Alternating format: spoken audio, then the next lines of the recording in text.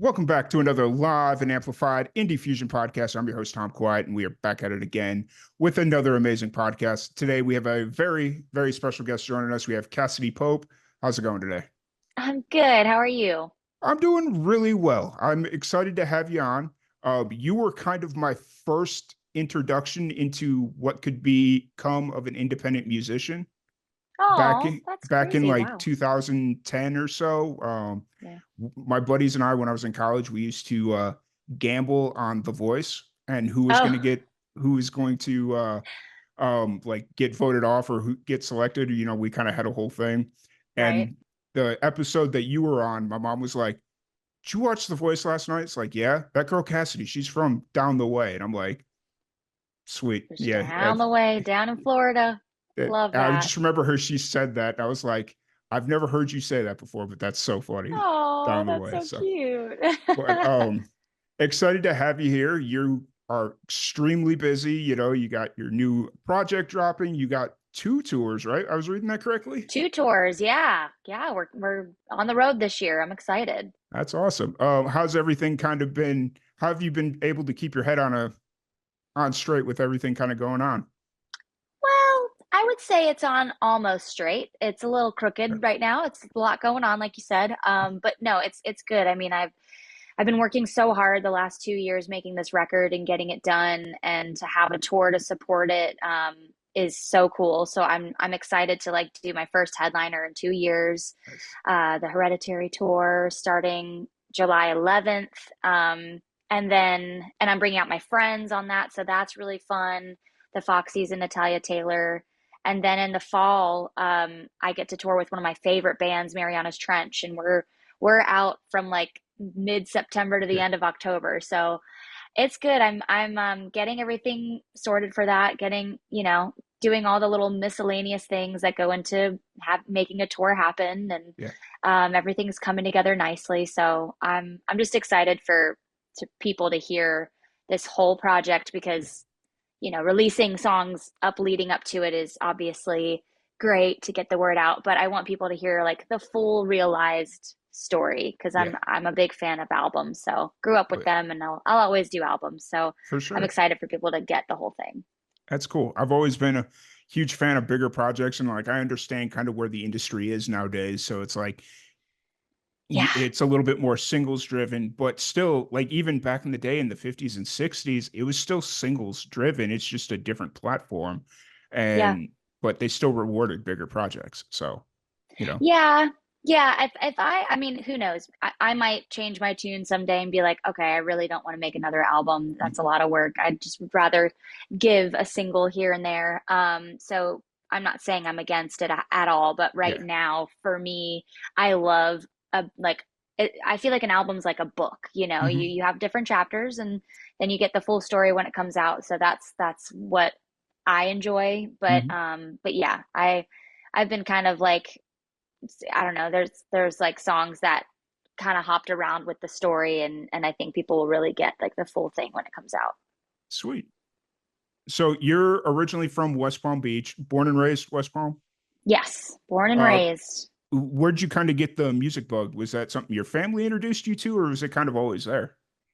I No, it wasn't. I mean, I guess it started to be there when I was around 4. I started taking voice lessons, and the first person that really like did music that I remember in my family was my sister. She's about 3.5 years older than me, and she started taking voice lessons.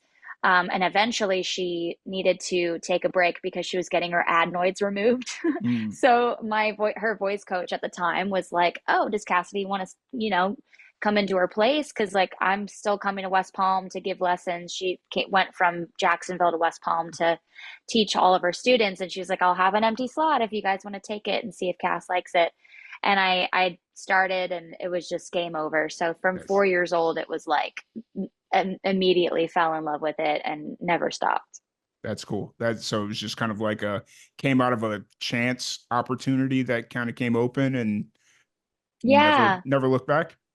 Yeah, and it was good for me on a social level too, because I was very shy. I mean, even when I started taking voice lessons, I was still shy. It took a lot for me to get on stage, and eventually it was like all I wanted to do. But even then, off stage, I was still very shy. I hated attention. I hated people looking at me, and I was kind of a cute kid, so people would always like come up and be like, "Oh, she's so cute," and I hated it. So it was good. It was a good thing for me to do, to even just like personality wise, to just get out of my shell a bit and yeah, open up to the world around me a bit. Nice. That's really cool. And so during that time, you're doing singing lessons. Who are you at? You weren't songwriting at that point, right? You were just kind of focusing on the art of Right. singing. Yeah, I wrote my first song when I was 7, and it was just a cappella and just some lyrics about like how humans are like plants and we start off as seeds and then we grow into these humans. But yeah, it was all just like singing to like karaoke tracks, Okay. basically. Nice. That sounds like a very deep song. Like for being like 7 years old, there's a lot of layers to that song.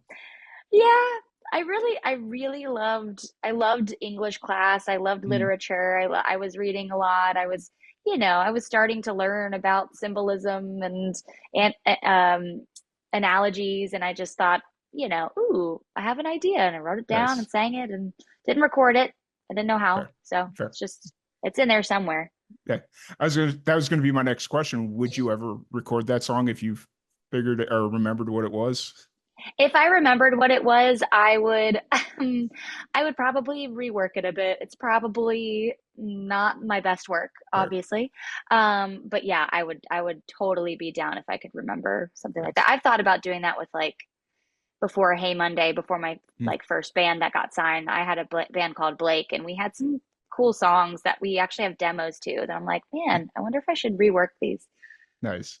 Yeah. Hey, I've seen a lot of people do that where they go back to like some of their older music and rework it, upgrade it. Like upgrading, that's such a weird way to phrase it, but just kind of It's like, true. yeah, It kind of, yeah, just like give it a little refresh. Give it like the knowledge that you have now with songwriting that you didn't have back then. right, right, right. And so during this time of like exploring your writing and learning how to sing, who are you kind of listening to music wise? So, back when I was a kid, my family just listened to so many different things. I was hearing country music. I was hearing a lot of 80s classic rock, a lot of Journey, a lot of Boston. And then my voice coach would give me kind of like she would have me sing Swinging on a Star. She'd Mm, have me sing Unchained Melody, like the original, not the Leanne Rimes version. And so I just had a lot of different influences and a mhm. lot of it was really fun. And I think Nice. that helped me kind of find my tone and my style. And then the older I got, the more I got into I sang country music like probably in my I would say like 7 to 10 years old. And Mm, then after that, it was sort of getting into the Rocky or Kelly Clarkson mm. stuff, and the Avril Lavigne eventually Yeah. started doing my own thing. Now, when you were a kid listening to this stuff, like like some of those older school bands, were you made fun of? Because I sure was. No, I think no, I wonder if I wasn't, and that's interesting you say that. I think when I was listening to it, Mm, I was so young, and that was the time where like the Backstreet Boys were starting to mm, blow up, and Michelle Branch and Avril, and so I mean that's a little bit after Backstreet Boys, but yeah. I don't know. I felt like it was just fine. I also grew up going to Catholic school, and there was like Mm, 30 people in my class, so okay. I don't think anyone made fun of anyone for anything. We were all kind of losers. So That's because it's fun. Like I grew up listening to like the Beach Boys and pretty much whatever my mom had on, and then I made a few friends at school, and they were listening to like Styx, Queen, Journey, just like stuff like that. And then my mom's like, "Oh, you like this music? Here, now I'm going to take you on a deep dive." And she would like introduce me to like oh, Jethro Tull and like all these other musicians. And that's then cool. anytime anyone would ask me like, "Hey, what do you listen to?" and I just break out like all these albums from like the 60s, 70s, and 80s, and they're like, "What? This isn't, Limp Bizkit or whatever it is." And I'm like, "Oh man, Yeah. my bad." I feel like I did stop listening to it all once I like got into Blink Yeah. 182 and Foo Fighters and stuff, it's still, I mean, I still love those bands. Like my mom's obsessed with Bon Jovi, and I, listened to Slippery When Wet like growing up. It was Yeah. like my favorite album. But I don't know. Once I started discovering other things, it was like I was very like whatever was new and fresh, Mhm. and during that time was what I was listening to. And now I'm listening to old stuff again. So It's like it now you always go, comes back around. yeah, now you go to your Spotify playlist and it's like the wildest eclectic music you've ever seen. It goes from like Blink 182 to Bon Jovi, yeah, I know the pain. Everything. Mm. It's all over the place. That's- But it's good. yeah, for sure. So you brought up Hey Monday, which was the first band that you were in that got signed.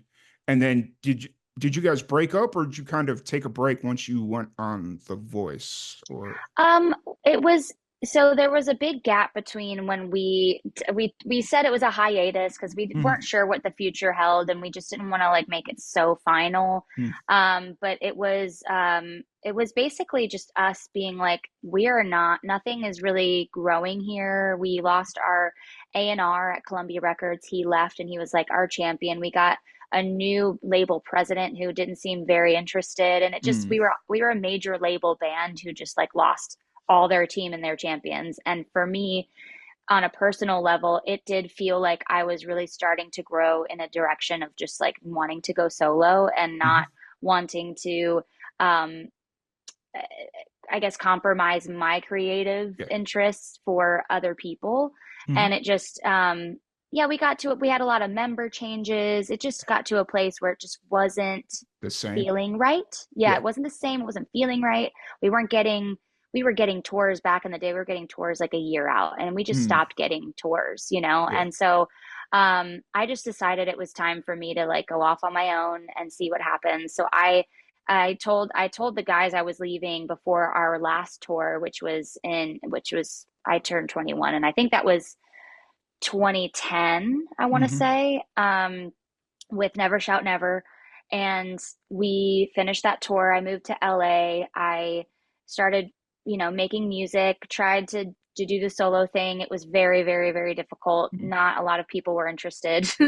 And then I think I was probably there for, I want to say, a year, maybe even less. And then I got asked by, well, the voice casting people got in Mhm. touch with my old manager, and they were like, would she want to audition? And so I said yes because I was desperate at that point. I was broke. No one was coming to my shows. It was Yeah. awful. And then here I am. So Yeah, that's awesome. So yeah. during that time of the uncertain, we'll call it the uncertain times, right Yeah. before The Voice kind of came in, w- did you take anything away from that time of like not knowing if you're going to be able to eat the next day, or was there like anything that you kind of took away from that experience?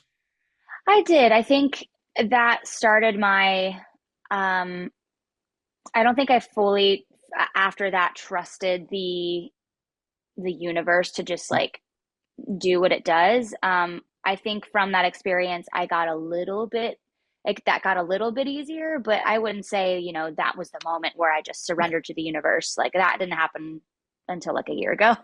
yeah. But I definitely from that experience was like, wow, I need to try and really not let myself get so deep down to rock bottom mentally where I Mm. feel like I'm not going to come back from this, because it just like that was definitely the lowest point in my career was leaving Hey Monday and it not working out solo Yeah. and financially and everything. So that, once you're that low and something like The Voice happens and you win and it's just like the craziest thing ever, you think, wow, anything really is possible. And it really isn't maybe worth it to Mm. beat yourself down to the point where you feel like it's over for you. So Hmm. that, yeah, I definitely got that, from that. And also, there were friends that were just like that are still in my life now that were just there for me and helped me. And the friend that I lived with at the time is now a huge songwriter, Ali Tamposi, and Mm. she, is a writer on a few songs on my album now. And it's just so there's a lot of people that stuck with me and that were helping me out during that time, and it really made a difference. That's amazing. I relate. That just hit home so much because my mother passed away in 2021, and I Oh, was I'm in a sorry. very similar mindset of just lowest point I've ever been in my life.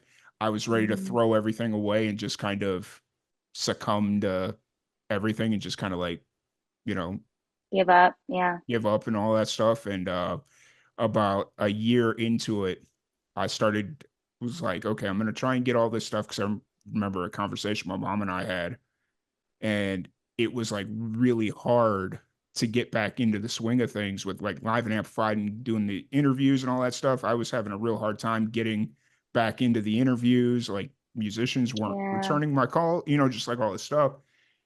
And then about a year Mm. ago, I got a phone call that just kind of changed everything. And this last year, it's like, I don't, I don't know. I didn't do anything to deserve any of this, but I'm here, so let's do it. So, you know, You know, it's interesting. I wonder sometimes I do believe everything happens for a reason. I mean, I hmm kind of have to, but like I do feel like sometimes um life has a funny way of giving you some time hmm if you feel like okay, I need to get back into things. I need to get this rolling and like maybe there's like some force that's like I don't think you're ready. We're going to hold that off for a minute yeah, and it might feel like why is nothing working, but it's actually like maybe it's for the best. And hmm then once the phone calls started coming in, it's like you're ready to yeah, go. So that's beautiful. yeah, I'm glad you got to a better place in the end.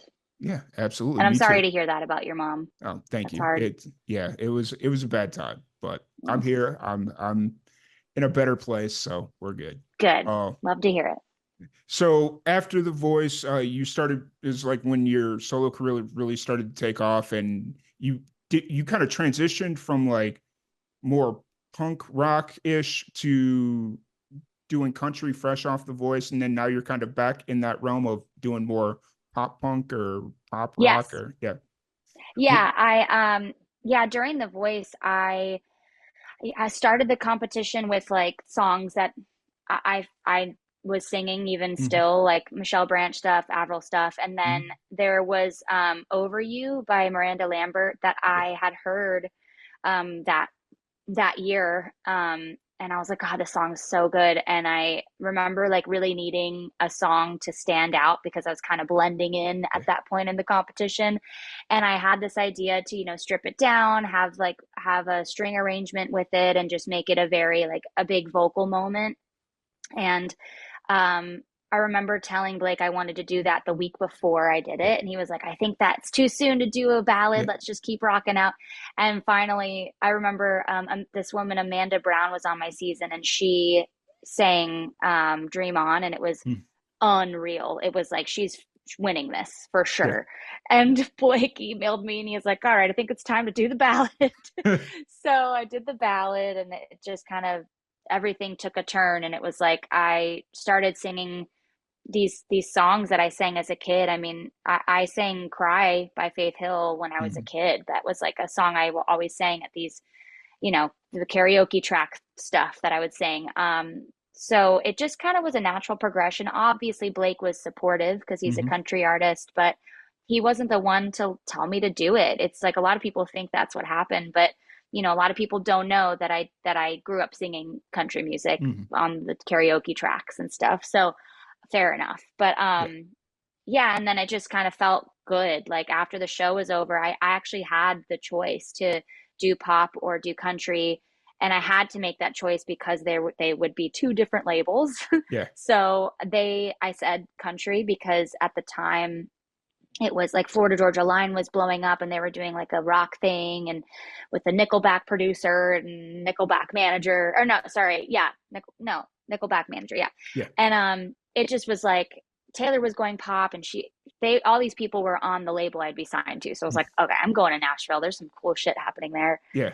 And it felt really good. Like my first album was produced by Dan Huff, who's a rock guy, and I wrote a lot of my songs on that record with people that like knew Hey Monday and were fans, and it felt good. Like I love that record because it really did encapsulate like all of my influences so well, especially in that moment in time. So yeah, I went back to country and it felt good, and then it stopped feeling good. Yeah. Fair. And Eventually, here I am back in pop punk, which I'm very happy about. That- I was sitting here trying to figure out how to word it. It's like it's not pop rock, but it's not pop punk, or it's not punk rock, but it yeah. So pop punk. That sounds like. Yeah, yeah, pop punk is what I tend to go with, Mhm. especially with the time that I kind of came up in the industry with Hey Monday. That was like that was a very big genre at that Mhm. time. So it's definitely stuck with me and it's influenced me still. Yeah. I tend to forget those early 2000s. That's when you had like Blink 182, Good Charlotte, and like all these bands that were just kind of like really making a scene. And then yeah, so Yeah, I forget that was that time. So I uh know. Yeah, yeah. So all that leading to a busy end of 2024. It's hard to say end because we're in July, but you've I got know. project dropping here in 9 days. You got a tour starting in or a little over a week. Hmm. Let's kind of jump into the album for a little bit. What's kind of the story behind the project?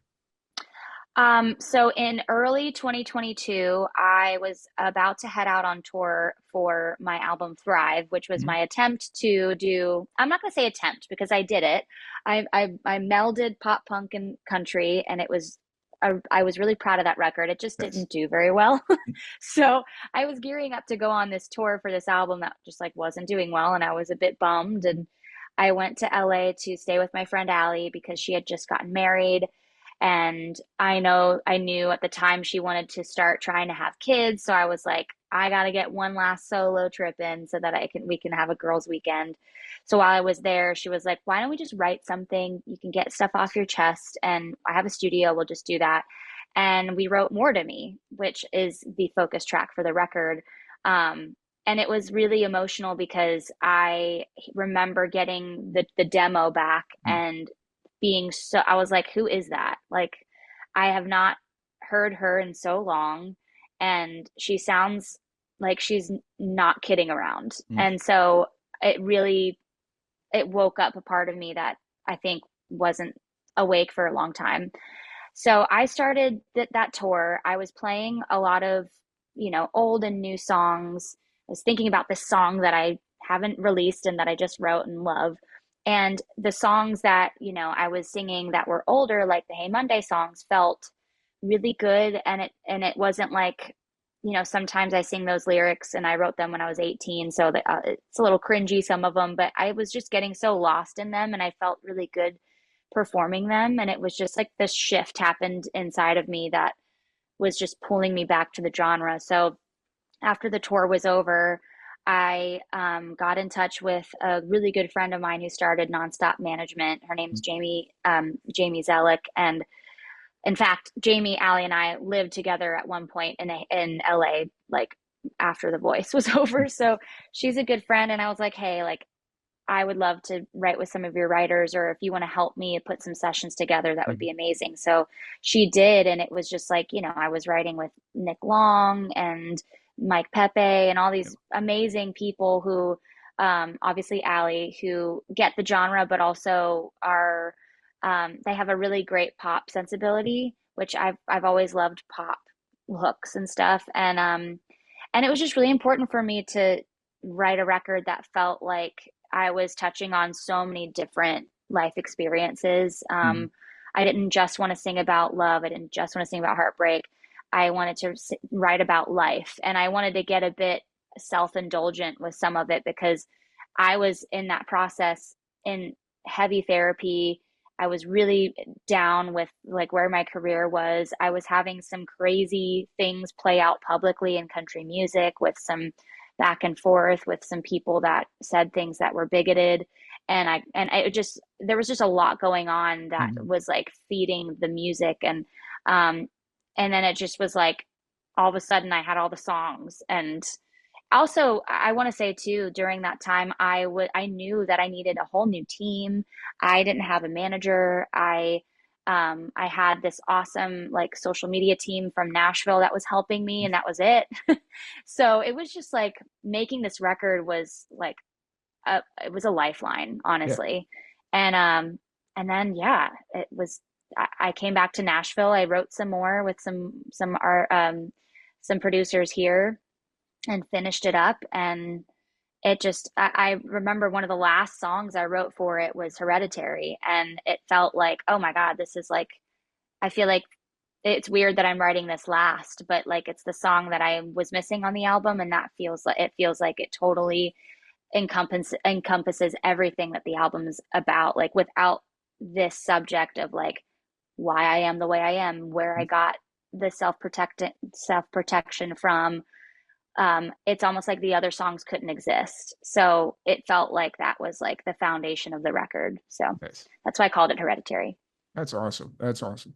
It's I'm really excited to listen to the full project. Having listened to some of the singles leading up to the project, it's going to be a killer project. So I'm really excited Thank to hear it. you. And I'll have to Thanks. try and catch. I think it's on your second tour later this fall. You come to Dallas. I'm gonna have to try and get up there for that show. So Yeah, it's the first one of the tour, so nice. give us Oh yeah. give us a little slack. Oh, it's fair enough. What I thought was cool about that second part of that tour was it's like a lot of House of Blues shows. Like I know. that's I'm so so cool. excited. I love House of Blueses. It's Yeah. like I know we're gonna have a great dressing room, great catering, a shower. It's like Right. spoiled. It's like the spoiled tour. I can't Yeah. wait. It happened. Oh, but no, that's cool. I can't wait for everyone to check out Hereditary. The pre-save link will be in the description as you're Awesome. listening to it. So I'm really excited about all that. A Thanks. couple of kind of random questions that I want to ask before we wrap up here. Given that you're getting ready to go out on tour, what is your go-to gas station snack? Oh, um, I try not to go too crazy because I don't want to feel like crap. Let's see. I guess I haven't had like a gas station snack in so long. So I guess now a lot of them carry this like protein bar called Power Crunch Okay. that's like so good. But if they don't have that, I'll probably get like the opposite side of the spectrum, Okay. get some goldfish or something. Hey, goldfish are perfect. They're I so love. good. Right. Right. Oh, And so then you're getting ready to leave. What advice would you have for young musicians out there, like that are just kind of getting started? What's a piece of advice you'd give them? I think it's really hard to say trust your gut when you don't know like where someone is in their journey of self-discovery. So I say that loosely, like if you feel like you have that inner knowing or that inner voice that tell kind of is your compass, like listen to that. It is always right. Even if you feel like it told you to go the wrong direction, I promise you it didn't. There's a reason it told you that.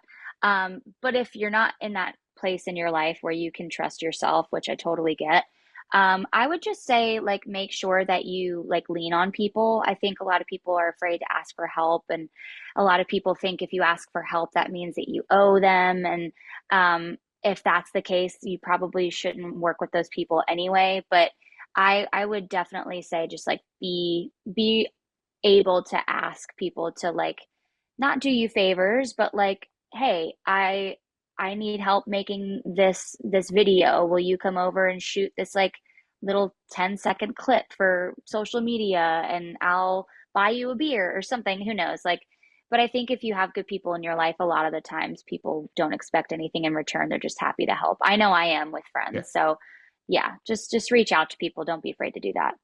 Awesome. Awesome. Well, I do want to thank you so much. I know you've got a lot going on, and so I don't want to take too much more of your time. For anybody that wants to check out Hereditary, check out a tour, interact with you on social, where's the best place to find you? I have my website, Cassadee.com, on all of my socials, Instagram, X, Facebook, and TikTok. I'm Cassadee Pope on those, and they're all verified. So don't go following any fakes. And all of the dates and everything are on my bands in town. Mhm. I've got my Hereditary tour tickets as well as a VIP option. And then Nice. on the Mariana's Trench tour, their tickets are available. And then there's a VIP upgrade that you can get Nice. for me. So those are all on my site as well. Awesome. Awesome. Well, once again, thank you so much for joining us. I absolutely appreciate it. Thank you, everybody, for tuning in, and we will catch y'all later.